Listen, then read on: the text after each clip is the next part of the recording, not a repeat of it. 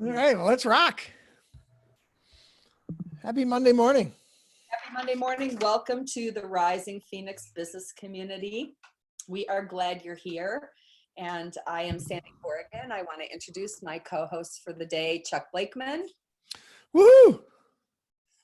And Tom Corrigan. Except wait, but wait, I've got to interrupt this regularly scheduled broadcast. Of course. Because we got some funnies that need to happen here. You know, I've been falling down on the funnies the last few weeks. This is a good one for mothers. They're never going back to school. Or this one, I like this one. If you see my kids crying outside and picking weeds, just keep on driving. They're on a field trip. This is where you're going on vacation in March or in April or in May. The first word you see is where you're going. Nowhere. If you see absolutely, maybe there's a place named absolutely. Maybe you get a pass there, but probably not. So if you're not going there, so this is a map of all the places you can go on vacation in May. So pick your joy there, and you'll be able to go to one of those. And this guy thought he was off clean here. She says your test came back positive, so that can't happen. I have more than 300 rolls of toilet paper. And of course, I finished Netflix today. I'm done. And my favorite, Corona changed their name to see if they would be able to get a different view of things. So it's become Ebola Extra. All right. Isn't that great? We just have to start with a sense of humor, at least. All right, I'm done ranting. We violated that. We had our grandkids out on horseback. It was so awesome to kiss and hug them. So don't be reporting me.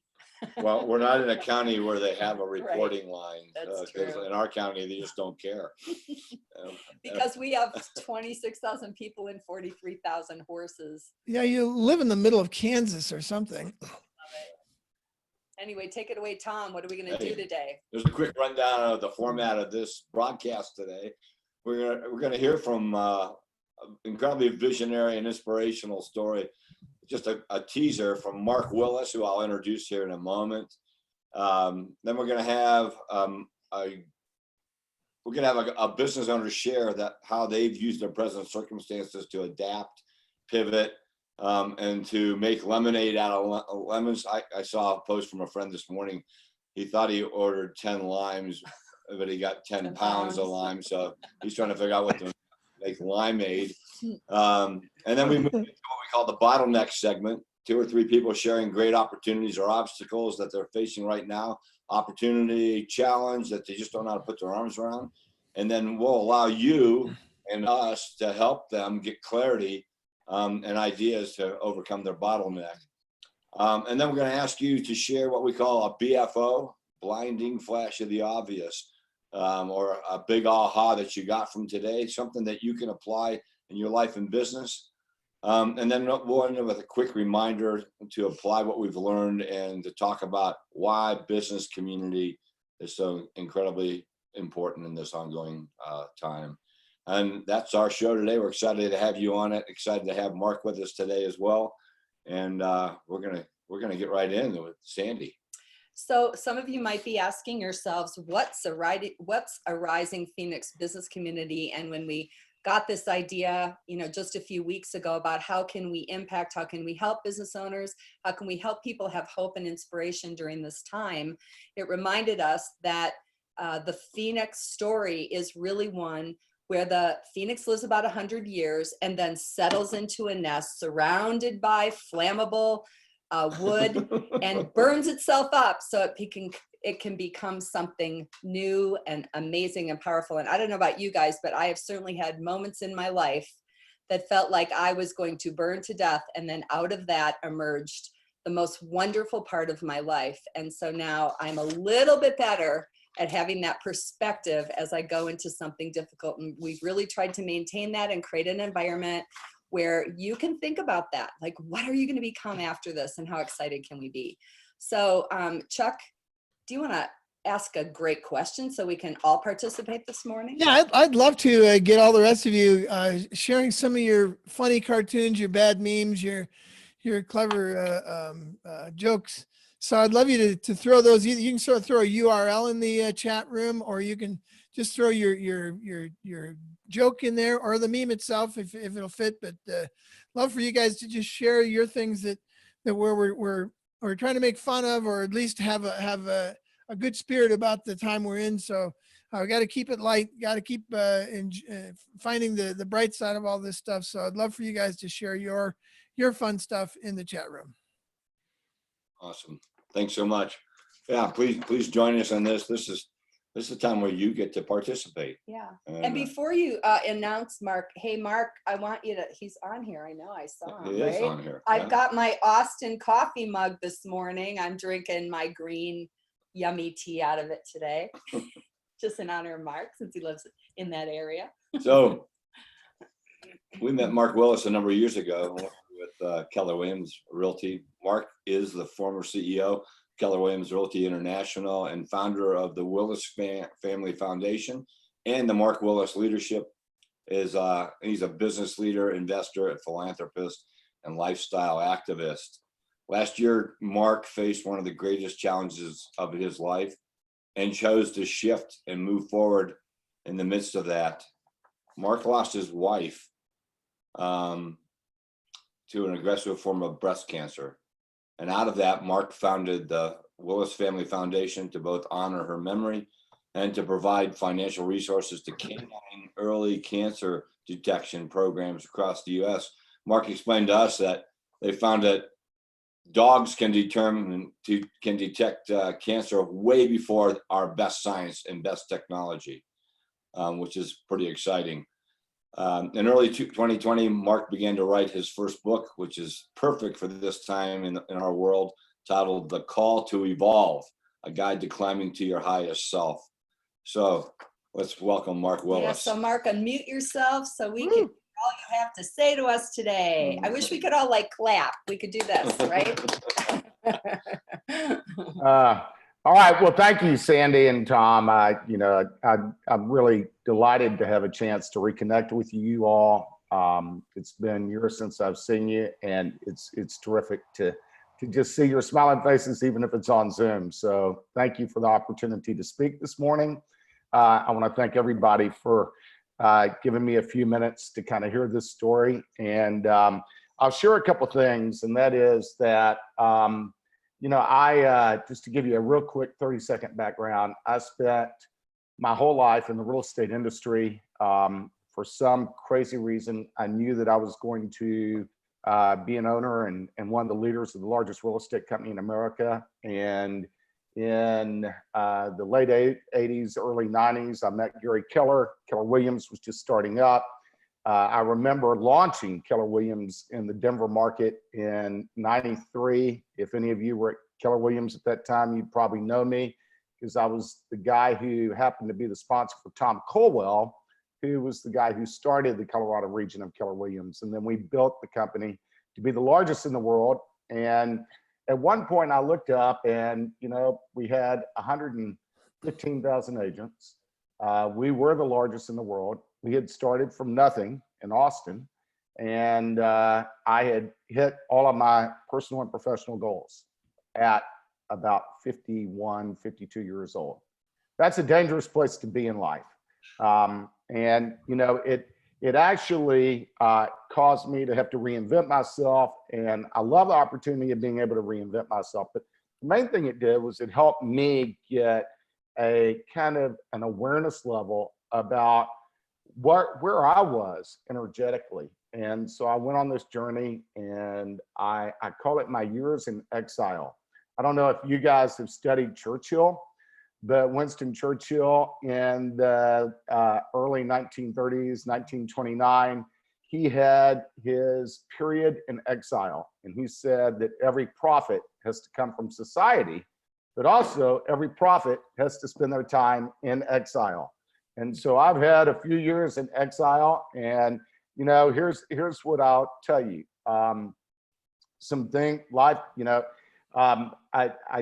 I started by studying this thing called the map of consciousness. I don't know if you guys can see this, but if you have a computer, you can go to David Hawkins' map of consciousness.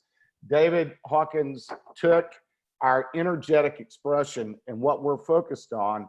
And through kinesiology, he showed that the lowest level of life expression is shame and guilt, which has an energetic process of destruction and elimination, and that we work up this map of consciousness from shame to guilt to apathy to grief to fear to desire to anger to pride.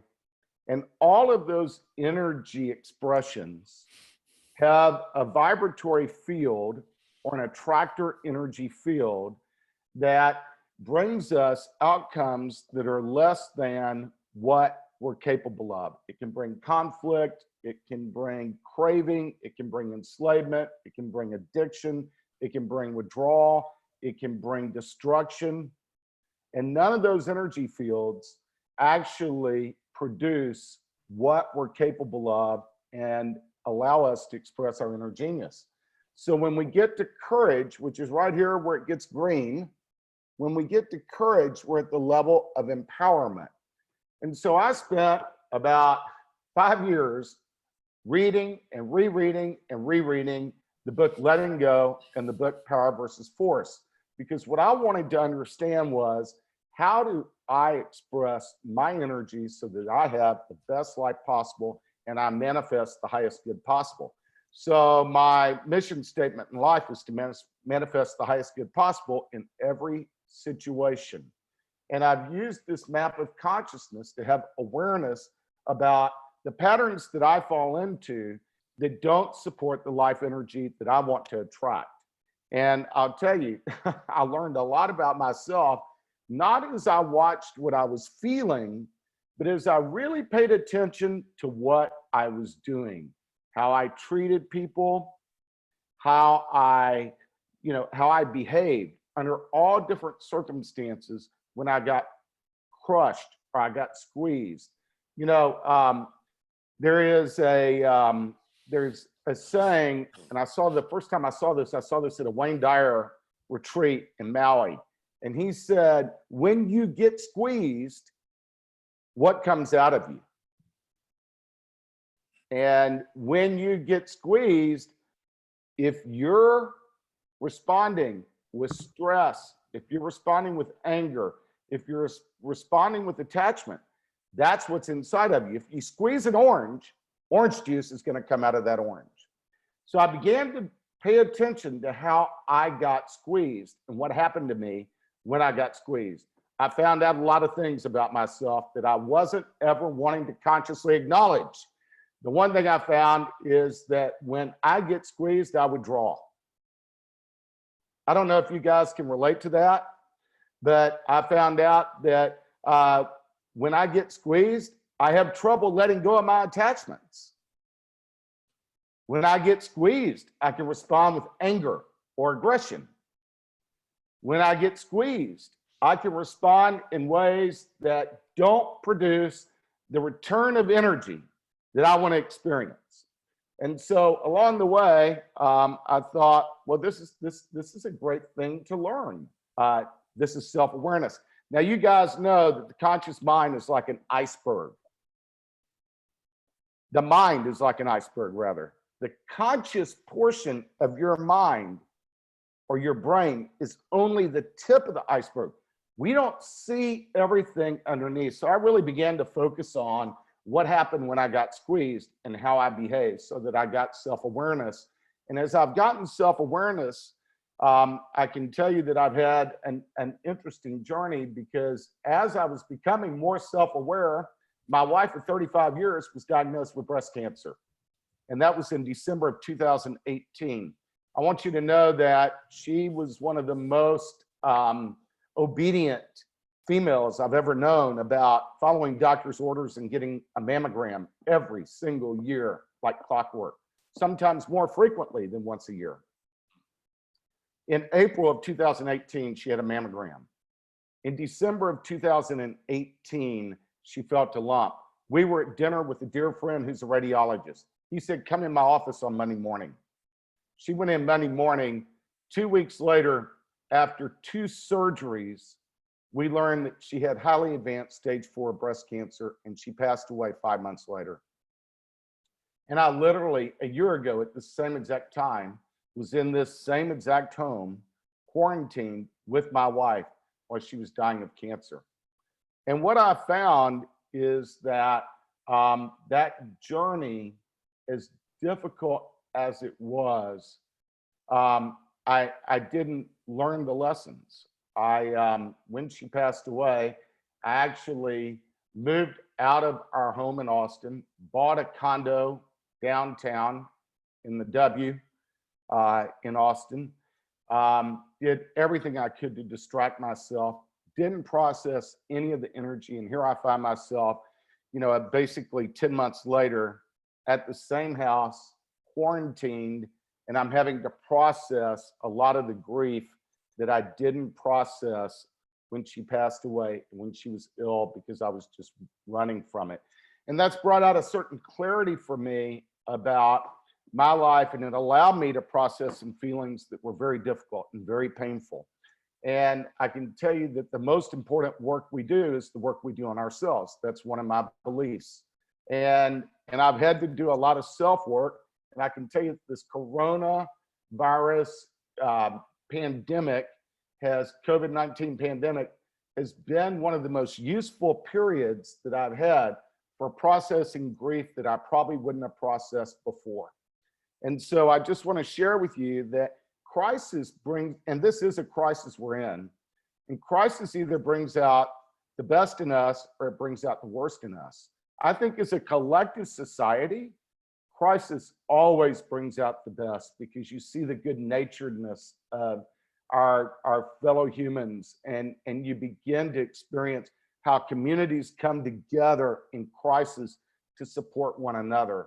Well, I just want you to know that that's a choice when you're talking about how you handle a crisis individually.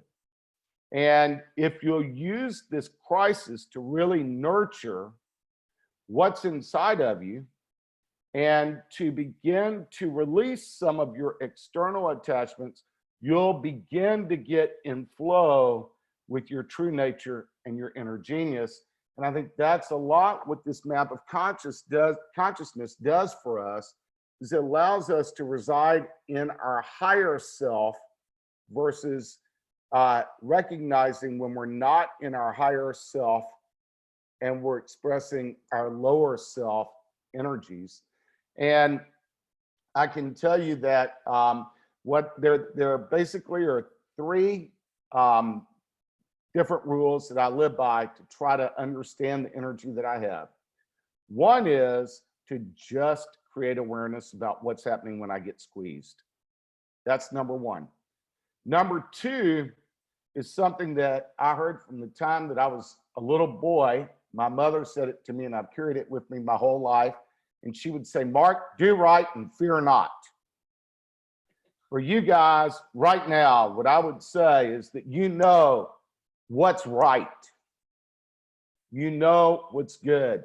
Nurture what's right, nurture what's good, and do that. Don't avoid what you don't want to do. Just do what you know inside your inner being that you're supposed to be doing right now, what you should be doing, and do that without avoiding what you don't want to do. I think a lot of us go into procrastination, particularly in a period like this, and we avoid what we don't want to do.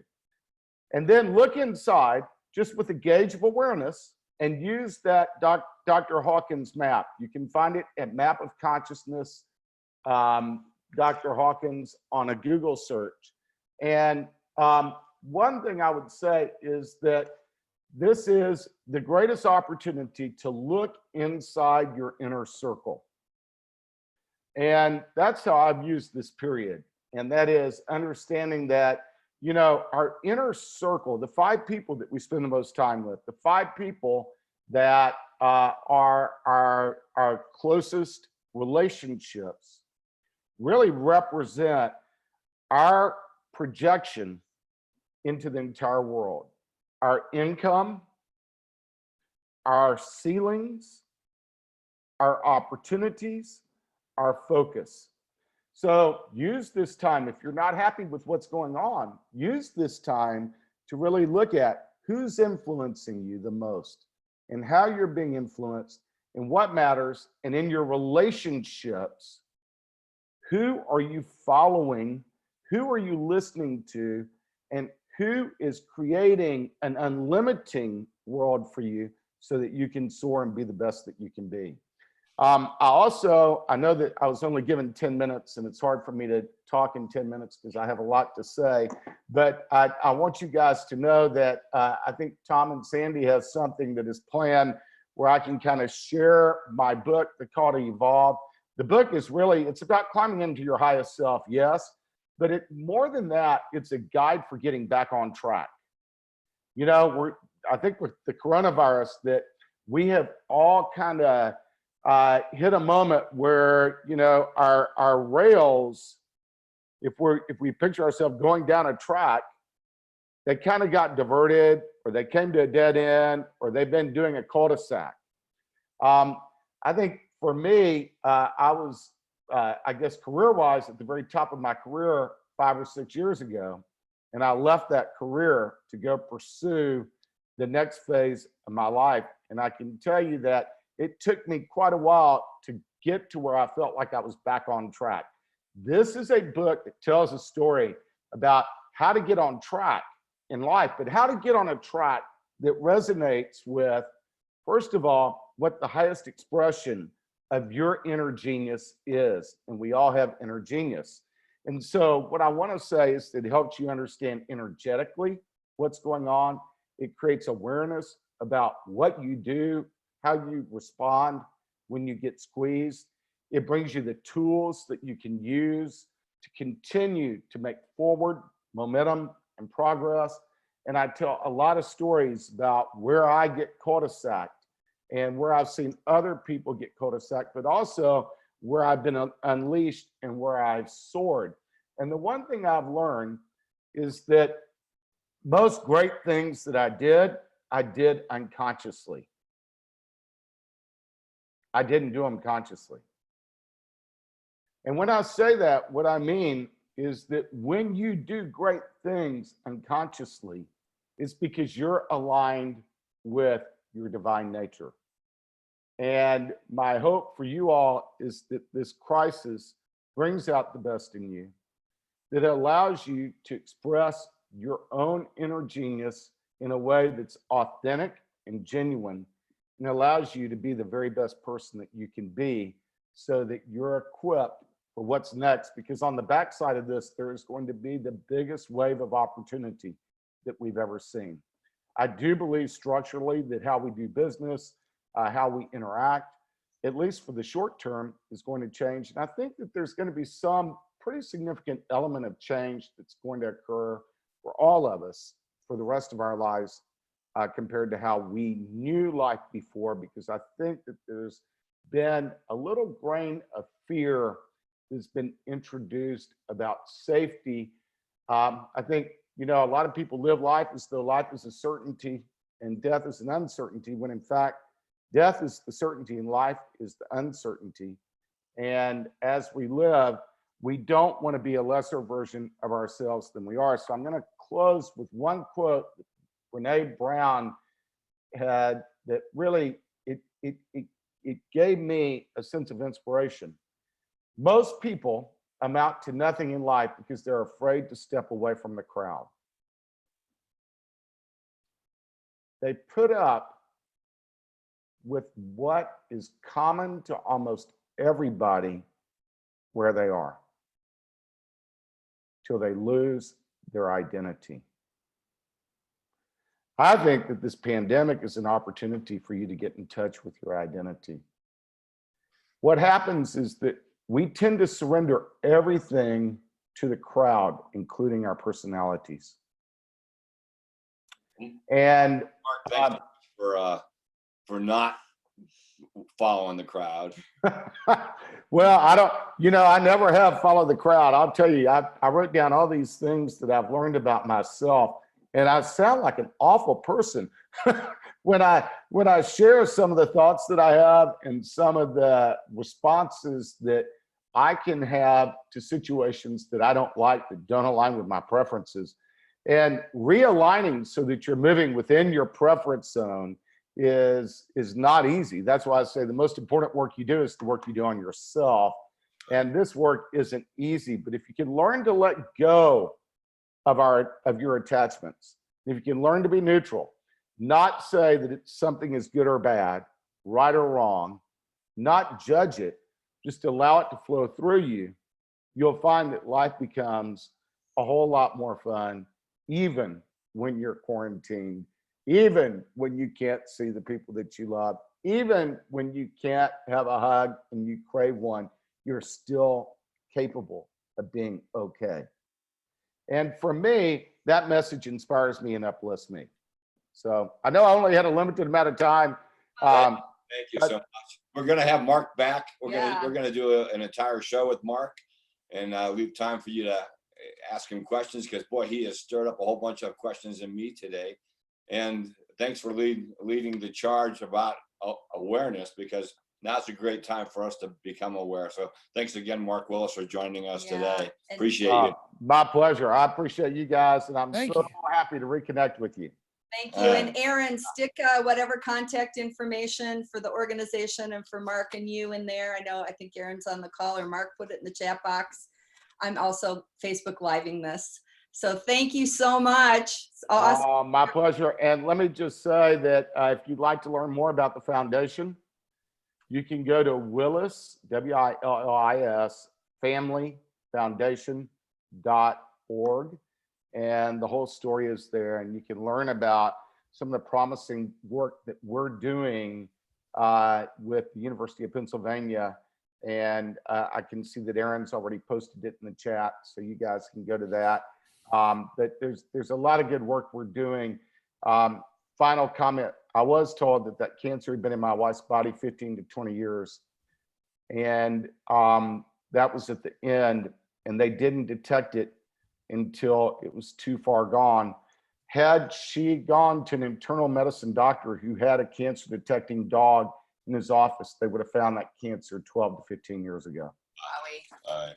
So that's why it's compelling to me. And I just want to help people. I don't want others to go through what I went through, because I went through it as a wealthy man without having to, worry about money, without all the different like stresses that other people who deal with it have to manage.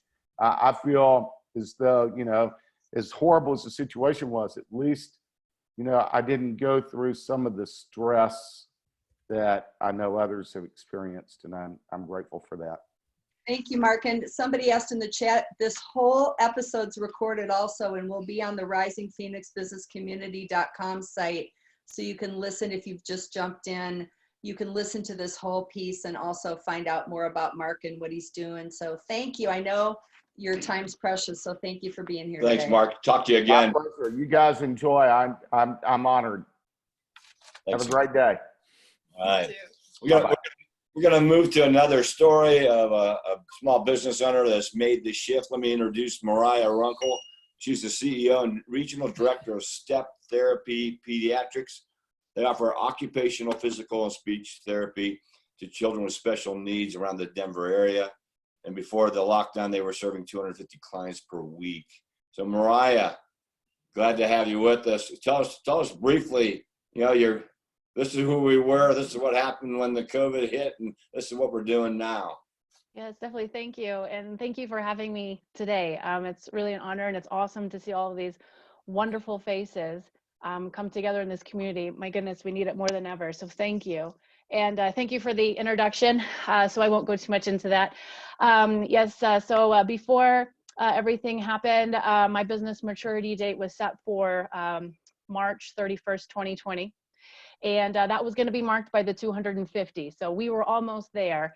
And the week that I'm calling COVID week is the week of March 16th. And that's really where we felt everything kind of crashing down around us.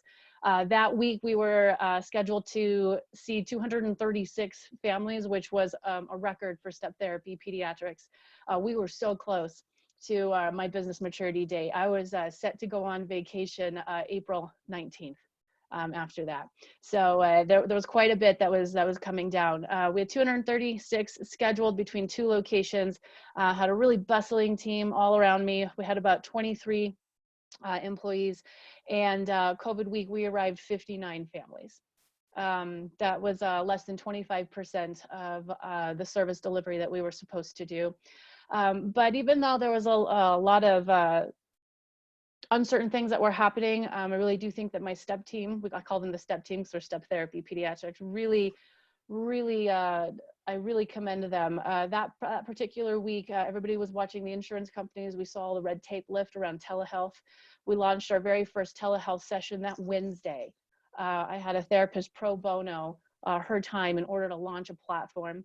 We were able to research and get everybody, research a platform, get STEP therapy signed up, and then get all 250 of our families loaded and invited within 7 days.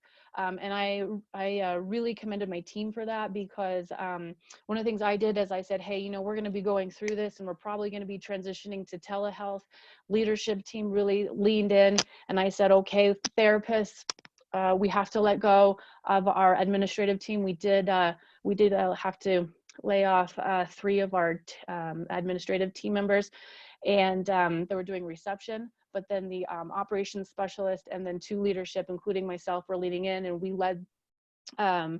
we tried to lead the rest of the therapists, and we said, okay, therapists, you're going to be in charge of your own scheduling, and we're going to do that so that we don't have to cut any of our therapists and cut any hours. And everybody just said, yes, we'll do it.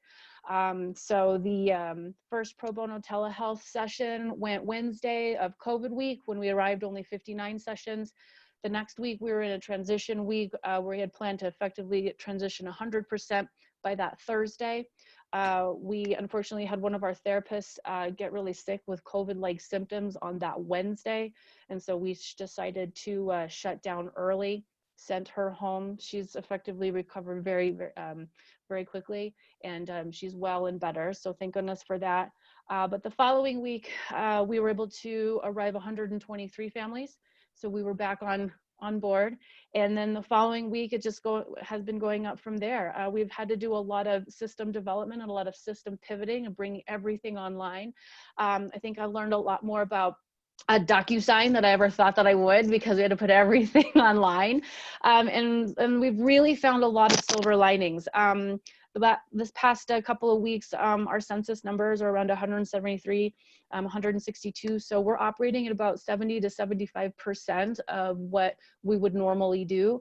But I feel very blessed that STEP Therapy Pediatrics was able to do that.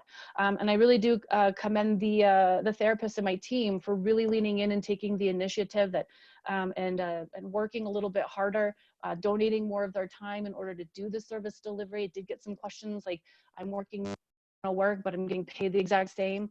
But that was kind of the sacrifice that we all took in order to keep STEP Therapy Pediatrics alive. So we didn't shut down one day, and we just all leaned in and pivoted this thing. And insurance companies, so far as we can tell, are reimbursing for telehealth, which was a really big fear, because insurance companies can be really finicky, especially when coding changes. There's a lot of coding difficulties with I mean, just everything, but with a big change like this. So we're hanging in there, and looking forward, we've really identified a lot of great silver linings. One, DocuSign is awesome. So we're just going to keep that and keep everything digital and really support our families. We have really great success with that. And we've had some really great outcomes with actually being able to access our children and their families' home environment, and being able to support the things that they're working on at home. And so we've really had a lot more effective parent coaching. So hopefully telehealth is something that the insurance companies will find very, very valuable. And it does bridge the gap between outpatient, where we do the services in the clinic, and the service delivery at home, so that we can make sure that our patients are functional in the clinic, at home, and at school. So it's been a lot, really just a lot of learning all at once, a lot of struggle, but I think there's a lot of silver lining that we can grasp, and hopefully have a really bright future utilizing telehealth as a therapy tool. So that's kind of where we're at. Very cool. Much, you know, and I hope the insurance companies just agree with you that is bringing great value to your clients. it's even, even more important. And thanks for making the giant courageous shift rather than just shutting down. That would have been the easier and harder thing to do. Absolutely. And I also think that we've found a new demographic of children that we can serve, because now telehealth really releases the geographical boundaries of outpatient. So now there are families who don't have access to services because clinics did shut down in other areas of the state. And so now we're starting to market in those areas. And if we can serve those families in the meantime, SIP Therapy Pediatrics would like to do that. So we started trying to get the word out into other cities last week. Awesome. Thanks so much for taking the time to sharing your story. Very inspiring. Appreciate your courage. Yes, So of course. I know Mariah's in a 3 to 5 club, and I've watched her do bottlenecks in the past. And we always say, not are you bringing a bottleneck, but which of the millions of bottlenecks that we have as business owners will we bring? So thanks for being courageous to do that and shifting. And we want to follow up from last week because Sam Taggart did a bottleneck. And Sam, 30 seconds, a couple of sentences, quickly, what was your bottleneck? How'd you shift? How'd you implement it? Yeah, so my bottleneck was I was doing in-person classes, and obviously that's not working. So what I did, I switched to doing half days over Zoom instead of full day classes, and that lets me reach a wider audience because now I'm no longer geographically restricted, and it gives students more time to absorb stuff. And I also created some shorter Zoom classes that I'm going to do as well, just like 3-hour things with a lower price point to see if that works. Thank I hit you. my 30 seconds. Yes, Hey, you thanks did for well. checking in. Awesome. And we're going to have a new bottleneck this week. And so Carolyn Salerno's on our call. And Carolyn's just brand new to 3 to 5 clubs because a new one launched in Denver. And so Carolyn, we're going to give you a minute to share what your issue, challenge, or opportunity is, then 2 minutes for us to ask questions live or in the chat box, and 3 minutes to rain a whole bunch of ideas on you live and in the chat box. So I want to introduce Carolyn, and I'm going to time you, and so that we can hear all about how to help you this morning. So Carolyn, welcome. Thank you. Thanks for being willing to do my bottleneck. So go, I'm timing you. What's your issue? Okay. So I have a really good opportunity to hire some new stylists and barbers for my barber shop because a lot of places are closing down.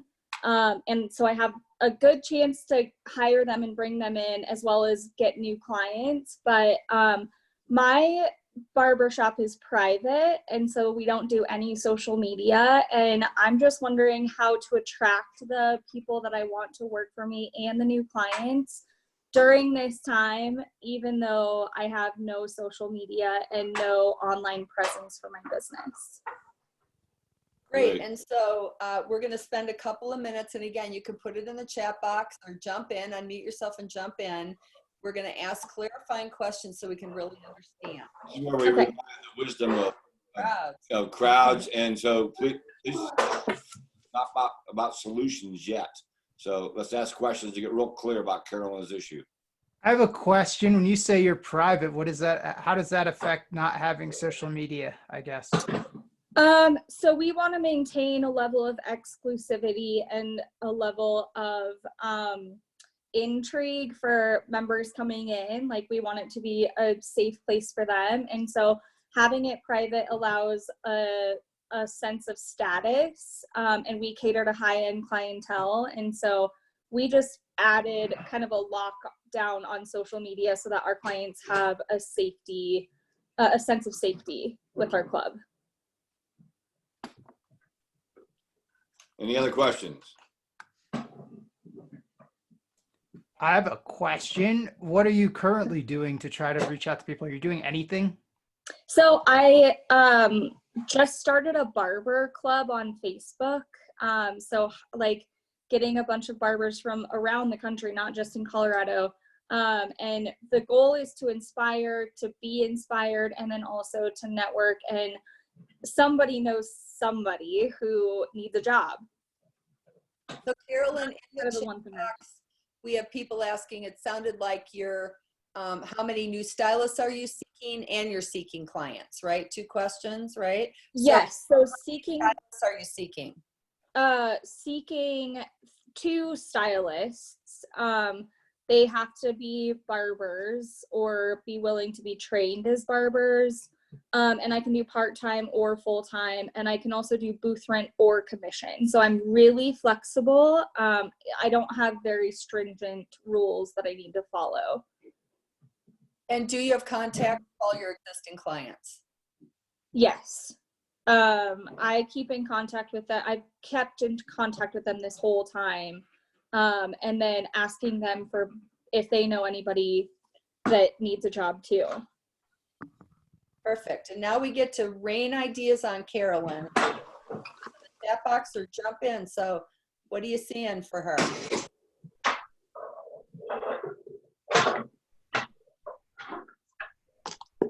Look for another company that like yourself and partner with them.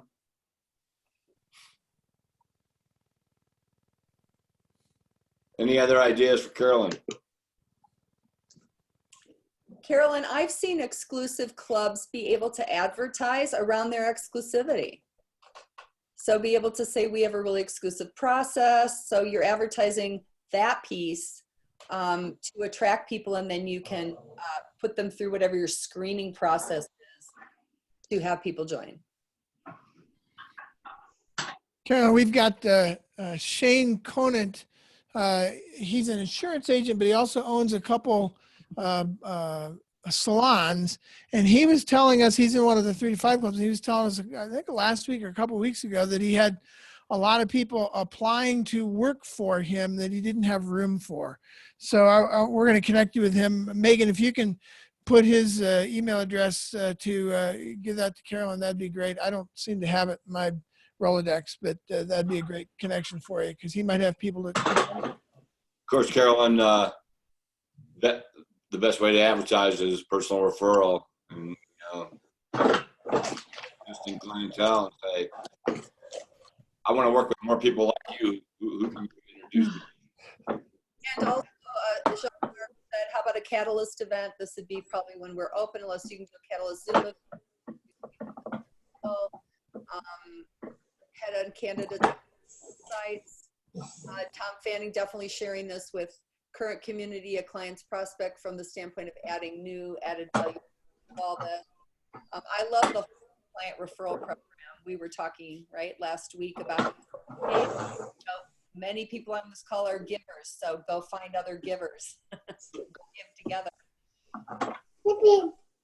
Carolyn, maybe I would. Your own barbers, what they love about working with you, having them written up to send out to your group one at a time to create excitement. So testimony. Somebody else going to jump in and say something? I would target the 5 closest businesses, barbers around where you are.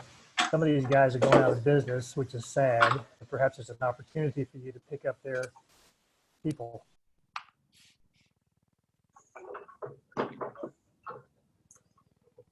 I love your little YouTubes and Zooms you're doing. Also, word out about you, and maybe one for a call for stylists or a call for barbers. Great. We'll save the chat, Carolyn. And has this been helpful so far? Yeah, that was great. Thank you. I was speed writing. We'll save the chat for you, and we invite you back next week to tell us how you implemented. Thank you. Thank you. And back over to you, Chuck. All right. Well, I want to continue this. I want to get some other people involved and get all of us involved in sharing what encouraging things we've been hearing this week, doing this week. This call and this show on Monday mornings, the express purpose of this is to get us started with some good news and some encouraging news, and to get our energy up to where we feel like this is something that is not going to take us down, but we can use it coming to go forward. I love the Aikido. I learned recently from a few of you, the Aikido martial art principle is to take the energy coming at you and use it for your own advantage. So I'd love to just hear from other people. You may have heard some stories, or you may have actually been one of those stories, but anybody got something out there that they want to share that's just encouraging. It doesn't even have to be a story of you pivoting, but just something that's encouraging that you've heard this week that we could take with us. So I'd love to have people share a few of those. You can put them in the chat box, but I'd love you to jump on and do it that way as well. So I'll open it up to others and let's share things that are encouraging.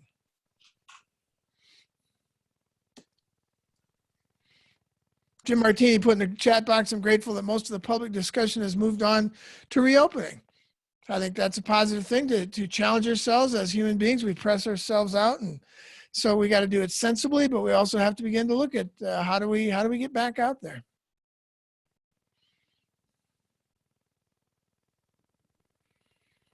Tom Kimball says the most encouraging thing he has is that he lets Chuck read watch the news for him. That's great, Tom. Thanks. I have something that happened last week. I was on a 3 to 5 call with Tom and Sandy, and right after that call later in the day, I was on another call with another business advisor that works out of the Des Moines metro area that has just kind of been helping me walk through and navigate some stuff. And I told him that my plan was eventually to be in front of 50,000 people. And he said, Cindy, did you know what I did before this? And I said, no. And he said, I was an agent to set up professional athletes to get in front of thousands of people. And he said, this is something we can do. That's awesome. Sometimes it's just good to speak up, isn't it? Well done, Cindy. Awesome, Cindy. Yeah. Bud said he changed the words on he has a billboard, and he says that he changed it to, we will get through this together. That's encouraging.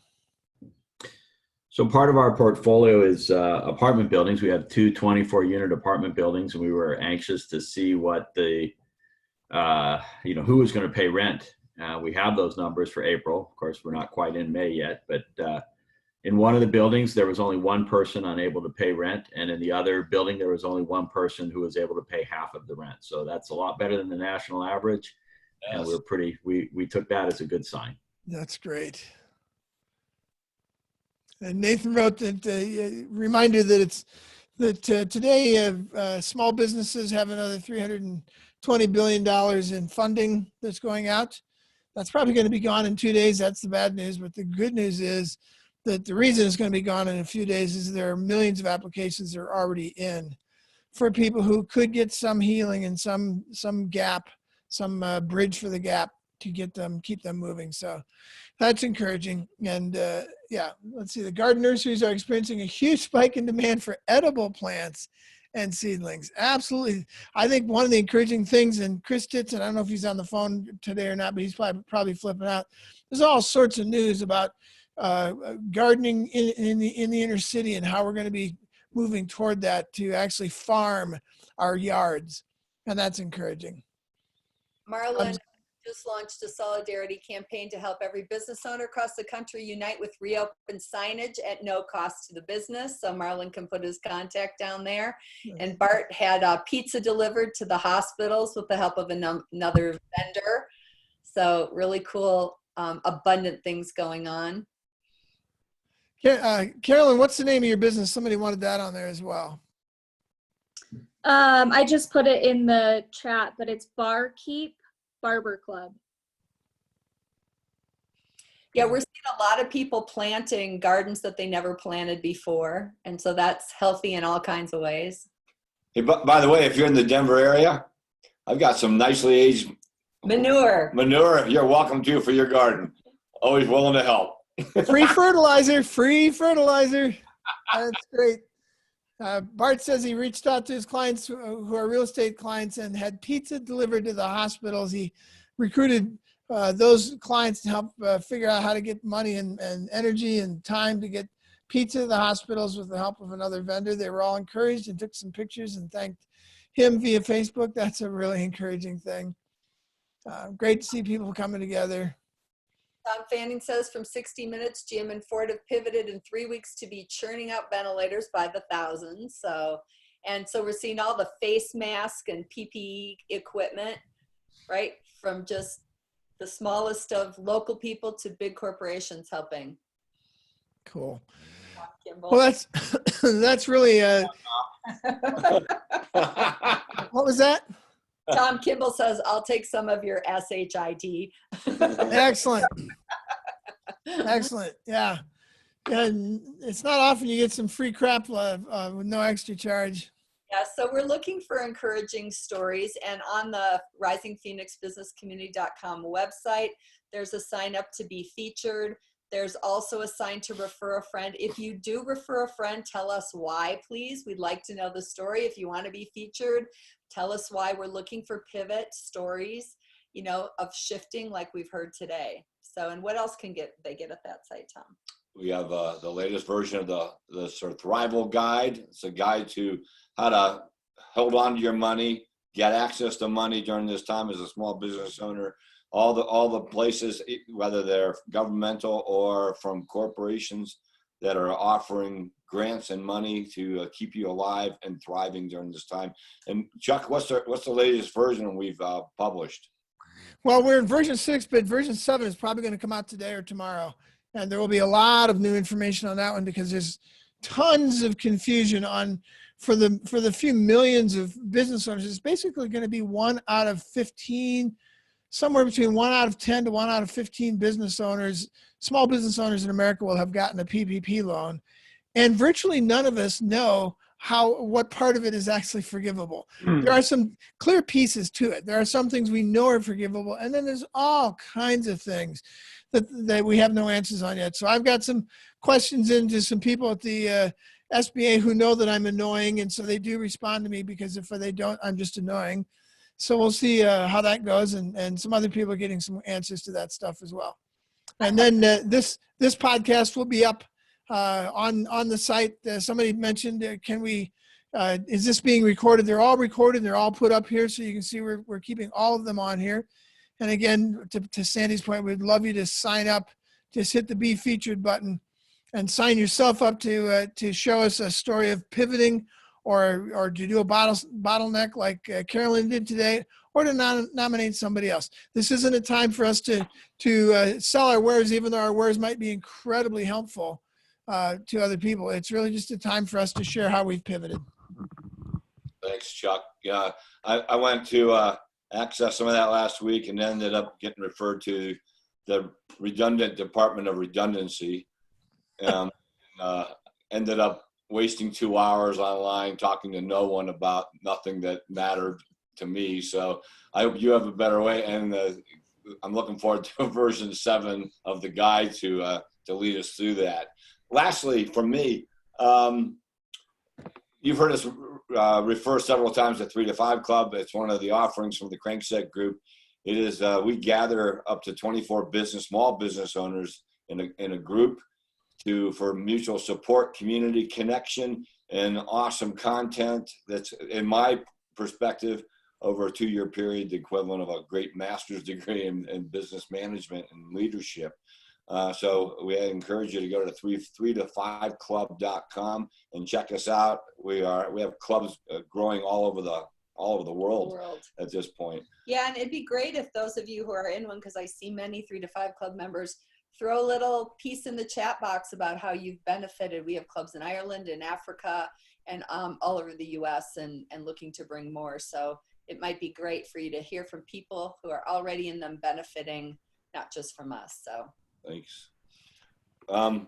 So we always like to close with BFO, which is a blinding flash of the obvious, an aha, or a like, oh golly, that really makes sense. I can think that way, speak that way, do that. So you can jump in, you can put it in the chat box, or you can just unmute yourself and real quickly, what's a BFO from today?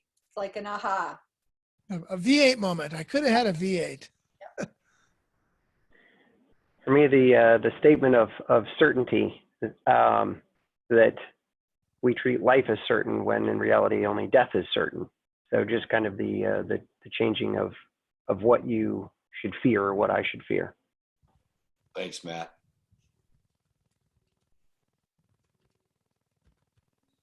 My BFO is Matt's making me hungry for some of those crab claws. Yeah, his virtual image.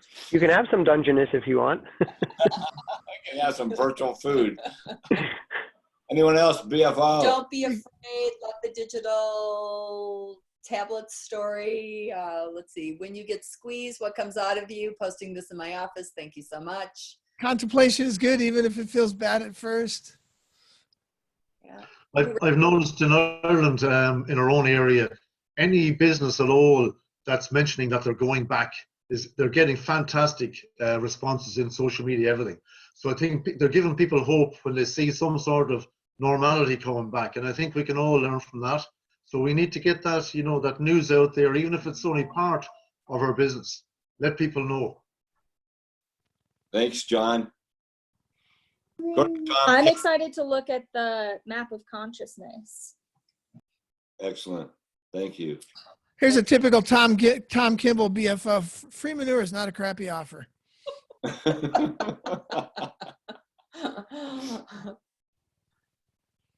Cool. And a whole lot of love. Oh. So we know that community is really important. This community's, I never used to look forward to Monday mornings. Now I actually look forward to Monday mornings. So we got to keep this up long after COVID-19 to start our Monday right. I watched the movie Togo again. If you have not watched that movie on Disney, it's fabulous. And it really is not just about leadership and a group of, people in a community. It was filmed in 1925 when children were dying of diphtheria. And in the town of Nome, Alaska, the community actually came together and got a musher to take his dog team across 264 miles of treacherous weather. And they also connected up with other teams to bring the serum back to heal these kids. And it's a fabulous, inspiring movie, but it made me just think about how nobody could have done that alone. They needed a community to resolve to get through this, and then needed great leadership within that community, which all of you are, to be able to continue to inspire and to go the 264 miles through the toughest stuff. So stay in community wherever you can get it. We invite you into ours. Glad you're here today with us. And I think Chuck's going to send us out with a quote today, and maybe something funny. You bet. I got one here. Goals live on the other side of obstacles and challenges. Be relentless in pursuit of those goals, especially in the face of obstacles. Along the way, make no excuses and place no blame. That's Ray Bork. And I'll post that in the chat as well. Thanks, Chuck. Great to be with you all. Hey, could you do us a favor? We do this just because it's our heart and passion to invest in small business owners and see people thrive. Would you just think of 2 other small business owners and send them an invite? Tell them whether or not you're getting value. I hope you are, and then invite them to join us next Monday. Yeah, we'd love to see this grow. We'd love to see more involved. We'd love to see each of us be able to impact our spheres of influence in our communities in significant ways. You guys are part of that. You're the community. We're going to do this together. This is a movement we're creating together, and we need you. And remember, ride the roller coaster down as fast as you can, because it'll make it come up even faster. We're all startups again. So let's all put our hands and scream as we're going down. And then stop over at Matt's house for all the crab legs you can eat. Beer. We're gonna Exactly. when we get out of this cage. Thanks. Very cool. We'll leave the chat open for a couple of minutes. You can pop in questions or your contact information, or kudos to somebody that you heard that you were inspired by today. So thank you. We actually finished a little early, a minute early today. Nicely done. Thanks, guys. Thanks,